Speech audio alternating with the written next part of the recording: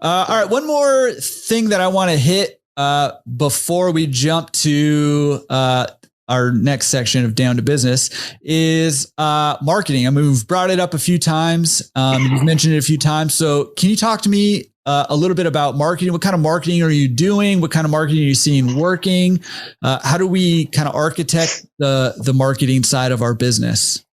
So I think in general, marketing is a drastically forgotten about, unused area of our industry when it comes to the store level. I mean, across the board, but when it comes to the store, and a first time store owner opens their store, they may hit the ground running hard for, the first 30, 60, 90 days or whatever, having mailers and whatever the case. They may build a website. They may, do a couple of things on social media, but then just like, brushing your teeth or on a diet or whatever the case is, you have to continually stick to it. And then it's quick, like a diet is quick for people to fall off of it. And then when you do, then you come back a year or two and, hey, well, what happened? My level of growth has plateaued out. So, you mentioned before about like the, scaling and adding different layers within a business. It was, I outsourced my marketing at the beginning. For the first few stores, I outsourced my marketing. Then I brought in basically in-house part-time marketing, per se store, 4 through 6. And then after that, I brought in full-time marketing all day, every day, full-time, nonstop marketing for all my stores, because every store, every area requires something different. For example, I do, billboards in certain areas. There's some areas that it's a waste of money. In some areas I do radio ads and it's fantastic. In other areas, it hasn't been a good response, waste of money. I try to drill down on the individual store, the demographic and what works. I mean, if I'm in an area that is heavy Hispanic, I go to the Hispanic grocery and find out the Hispanic newspaper or magazine or, the local churches or whatever the case may be, and market specifically and targeted to that. And then, online, it's my biggest goal. If I could give anybody any recommendation, and I know it sounds simple, and I know it sounds easy, but it's a thing that's forgotten a lot.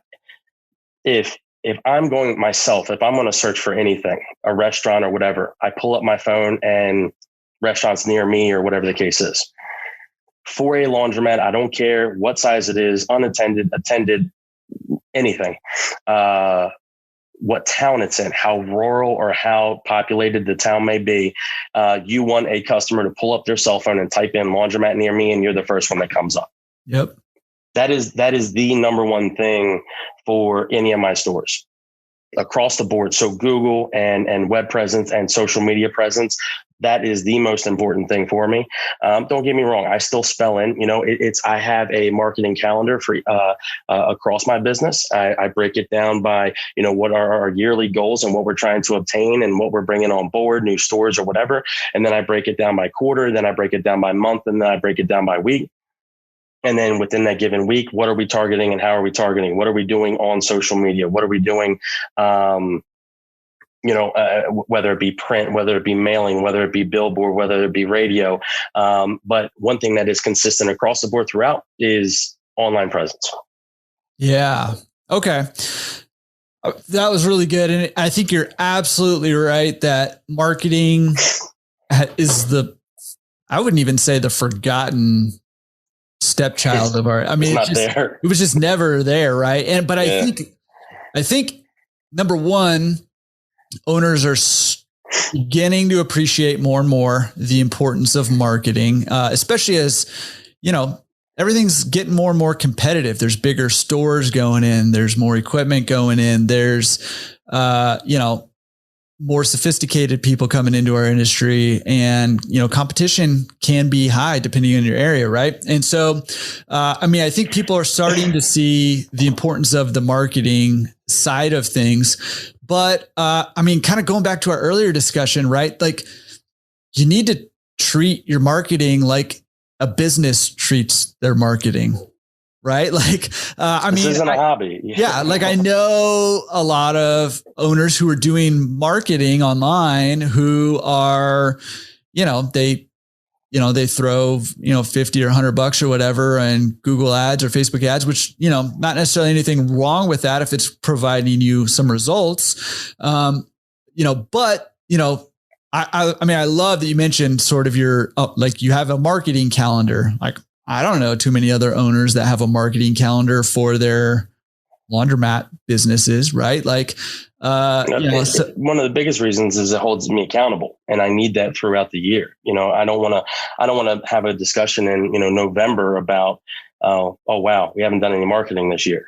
Yeah. And one of the things as well with the marketing is being targeted with it and understand the return that you're going to get back from it, because I can't tell you how many times somebody comes and just like you said, hey, I put $50 in Google ads. Okay, well, what did that do for you? Oh, well, I mean, I did my marketing. I paid, $300 for, a handful of mailers. Well, what happened with it? Did you get, was there a call to action? Did they return it? Did you put a code on it for them to use on your machine, or whatever the case is, bring wash, dry, fold coupons in. And you can't it's not just throwing money at it and thinking that it's going to work. Yeah, absolutely. And that's what makes online marketing beautiful, right? If you utilize it, is that it's generally a lot easier to track. And, kind of going back to, tracking those numbers and stuff, it can't, another benefit of the card system, right, is that it's easier to track some of these promotions and stuff using the card system than it is with coins. If it's for a self-service, thing, if it's for wash, dry, fold or pick up and delivery, then hopefully whatever software you're using should, hopefully allow you to put in coupon codes or something like that to track that. Huge. But man, getting, determining the return on your investment of those marketing dollars, it's crucial. It's critical because people will just, not just in our industry, but all over I have tons of entrepreneur friends and stuff who just throw marketing dollars against the wall to see what sticks, right? And end up wasting a lot of money. And I would say too, if you're using a marketing firm, you should be getting some information from them, some reports from them as to how your ads are performing and how that's translating into revenue for your business. Hold them accountable. Yeah, exactly.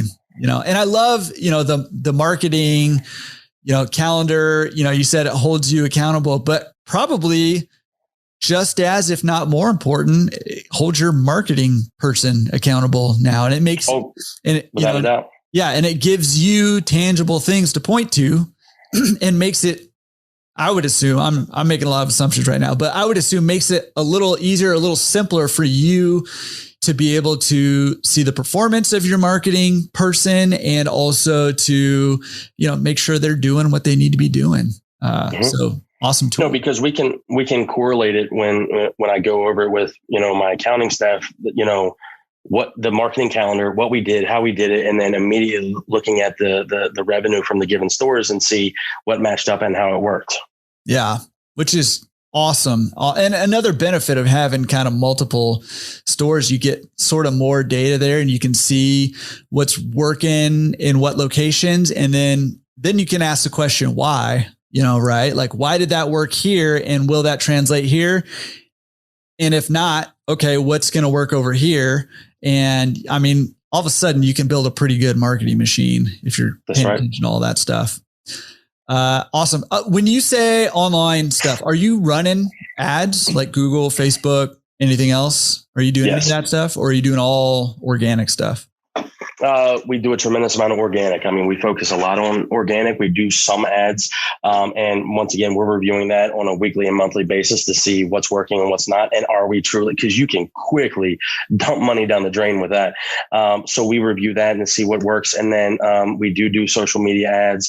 And then, we play a little bit, still with Bing and Yahoo and all that. And, some of the other like Yelp, and I think I can't remember some of the other companies, but there's some other smaller things that even if it's just picking up a small percentage, but then maybe the cost is significantly less, then it may be worth using it. So across the board, I mean, our primary source online is Google and organic or Google.